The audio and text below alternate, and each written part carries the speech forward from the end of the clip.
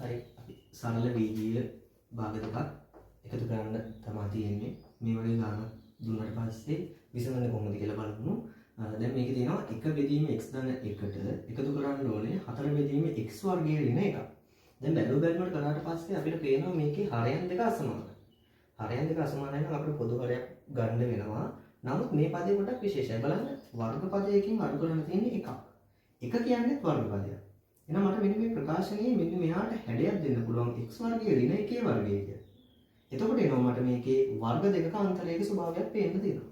වර්ග දෙකක අන්තරයේ ස්වභාවයක් ගන්නවා කියලා කියන්නේ මේක ලියා ගන්න පුළුවන් වෙනවා මට යම්කිසි ප්‍රකාශනයක a වර්ගයේ ඍණ b වර්ගයේ ආකාරයක් පවතිනවා නම් මට යාව ලියන්න පුළුවන් එම පදයේ අන්තරය සහ එම පදවල i k ගුණිතය.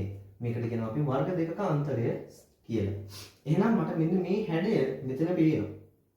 මේ තියෙන එකම තියෙනවා කියලා. එහෙනම් මට මෙතෙන්ට විශේෂ දෙයක් ගන්න පුළුවන් මෙයත් එක්කම 1යට x ධන 1 ධන 4 බෙදීම මෙයාව ලියා ගන්න පුළුවන් x වර්ගයේ ඍණ 1 වර්ගය කියලා. හරි. එහෙනම් මෙයාට මට නැවත වතාවක් හැඩයක් දෙන්න පුළුවන් ධන 4 බෙදීම x ඍණ 1යි x ධන 1යි කියලා. අන්න බලන්න දැන් දෙන්නටම පොදුවේ x ධන එකක් තියෙනවා. කුඩා පොදු ගුණාකාරය ගන්න ගියාට පස්සේ x ධන එකේ පද එකක් x ධන එකේ පදයක් දෙන්නගෙම බලය සමානයි. එහෙනම් x ධන එක ගන්න ඕන. මෙතන x ඍණ එකක් තියෙනවා වෙන පද නැහැ. එහෙනම් පොදු හරය ලෙස මට ගන්න වෙන්නේ x ඍණ 1යි x ධන 1යි. x ඍණ 1යි x ධන 1යි. x ඍණ 1ට x ධන 1 පද ගත්තාම x ධන 1ට පදයට එයාට මෙයා කැපිලා යනවා. ඉතුරු වෙන්නේ x ඍණ 1ක්. එයාගේ ලවයේ සංගයෙන් එයා වැඩි වෙන්න ඕනේ. එක වැඩි කිරීම x ඍණ 1. මෙතන ලකුණ දාන්න නම් ධන ලකුණ දාන්න. තියෙනවා නම් ඍණ ලකුණ දාන්න. ඊට පස්සේ තියෙන්නේ x ඍණ 1ට x ධන 1 ඒවා x ඍණ 1 x ධන 1 ඒවා 1යි.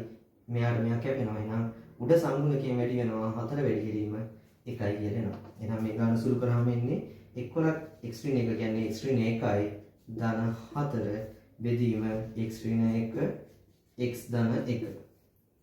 සුළු වෙලා ඉවර වෙනවා. ඍණ 1යි ධන 4යි කියන්නේ ධන 3යි.